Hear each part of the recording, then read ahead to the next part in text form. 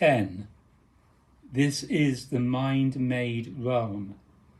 A talk by Darthy John, February the 16th, 1983. Taken from God is Not a Gentleman, and I am that one. All I communicate to you is blessing. Infinite blessing for infinite years, infinite lifetimes. You, as poor as you are, as unprepared as you are, will experience infinite grace for infinite time just because you have entered into the company of a Siddha. Your enlightenment and your sublimity is guaranteed. Why should this be guaranteed to someone without preparation? No one can account for it, no one whatsoever. Somehow, those who are thus arbitrarily graced transmit the same grace to other beings. That is why it has occurred in your case. It has not occurred because you are so great. Your qualities do not make any difference. It is simply that some must be chosen for the sake of others. Your adventure is dictated from birth. From the first moment of conditional consciousness, you, like me, should have been motivated to sublime other beings, to make them happy, to live them. You should have been motivated exactly like that. This has been my motivation from the first moment of consciousness in this life. To make beings happy, to sublime them, to help them to transcend themselves. I have never been troubled by life in itself. It has always been a ridiculous kind of fleshy jiggling. There is nothing serious about life. It is merely a hallucination. It has always been obvious to me that life is just that. I have met everybody in their flesh, their minds and their emotions. All my life I have done this, seeming to take it seriously. But I have never taken it seriously. There is nothing but the Great One. All this is a hallucination. I play with you, I instruct you, because you hallucinate and take it seriously. But I have never taken it seriously. Have no regrets about my involvement with you. Do not think you are punishing me. I will come and go. Find the existence place. Find this. This truth is about falling into the well of being, the well of life, the well of happiness, without dependence on any form whatsoever. Depend on nothing whatsoever. Locate the great well of happiness. This is the first gesture. This is the first moment of spiritual life. All your concerns are merely about your unhappiness, looking for happiness outside yourselves. Happiness is right there where you are, underfoot, at the heart. It is right there where you are right now, right there. It is infinitely full, and it is the substance out of which all these appearances are made. All this is nothing but bliss modified. Find this bliss, locate this well, imbibe it, become drunk with it, become happy with it, become free in that infinite place of being, and then work out the practical arrangements of your life. Sex may occur every now and then, but it is no big deal. It is like shaking hands or talking to one another. It is just nonsense. You people do not need one another. You do not need other persons. You do not need me in person. Except in the transcendental sense. All you need is God. All you need is the well of bliss. That is it. That is absolutely it. We do not need sex. We do not need society. We do not need nature. We do not need the universe. All of this is a modification, a distressful perturbation of the well of being. We do not need it. Surrounded by one another in this terrible place, we need nothing whatsoever. My word to you is not based on hearsay or reading of the traditions. It is based on my finding the well in the desert, the oasis at infinity. None of this appearance is consequential to enlightenment, none of it whatsoever. There is no happiness in your flesh, in your self-possession, in your otherness, in your attachment to others. There is no happiness in it whatsoever. You must find the great oasis, the infinite well of happiness, and be happy. Be happy now, self-radiant, absolutely glorious. This is what you must discover. Everything else you manufacture in your ordinariness is not that.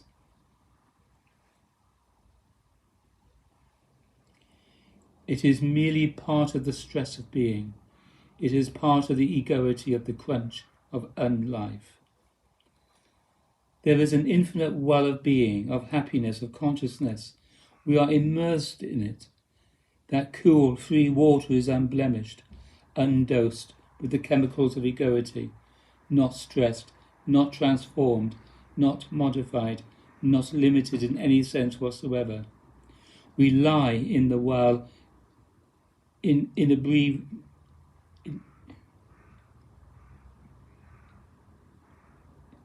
inebriated, shouting infinite happiness of being, without the slightest qualification. We lie there now, infinitely dead, and therefore infinitely alive and blissful, radiant without qualification. Before and after the Big Bang, and all times in between, we are altogether fulfilled where we are. Here, we are struggling with one another, trying to figure ourselves out and mating with one another, exchanging communications and contracts. What an infinite mass of insanity. That is not it. It is not it at all. All this clinging to your relations is not it. Not it, my friends. Not it at all. Not it at all. Imagine if these relations were taken away completely. Where would you stand? Where would you be? Mao Zedong mimics wailing protests. My wife, my husband, you people are deluded. That is your present destiny, which has nothing to do with God, nothing to do with truth at all. All the sorrows in your heart now, all the potential sorrows of the parting of beings, your death and the death of others, the separation from other beings, all this is deluding nonsense. Mao Zedong yells, this is mind only. This is mind. This is mind. Mind only. This is mind only. This is the bardo, the transition place. This, you people do not understand what the hell I'm talking about. Bardo means gap. It denotes the interval of suspension, but particularly the intermediate state after death and prior to rebirth. Devotee says, yes, we do understand. Master Darfi John, no, this is a transition place. This is the mind-made realm. This is the yellow world. It is solid now, but a few years or days or hours from now, it will no longer be solid, just fluid. You will be screaming out of your visions after death. Do you want to do that? You need not do it. You could be completely free of this now, just as you can be free of that after death. If you are not free of this now, you will not be free of that at death. You cling foolishly to one another because you are self-bound and do not understand what the hell is happening. You do not understand it, and you will not believe what you do understand. You will not be motivated, moved by what you understand. You want to live your ordinary TV life. It makes no difference what I do or show or say to you. You will carry on with your life. If you would hear me, if you would see me, if you would understand, if you would practice, you would be totally free of what?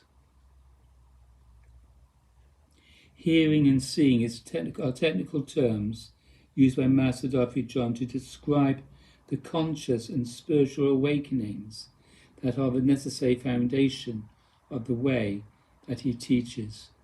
Hearing is the intuitive understanding of the self-contraction and simultaneous intuitive awakening to divine consciousness that arise on the basis of disciplined study of the argument of the adept. Hearing leads naturally to seeing, which is emotional and total bodily awakening into faith or direct feeling intuition of the divine reality under all circumstances. Only on the basis of continual hearing and seeing can the practice of true spiritual life begin. Such practice is generated not as a means to truth, but on the basis of prior understanding.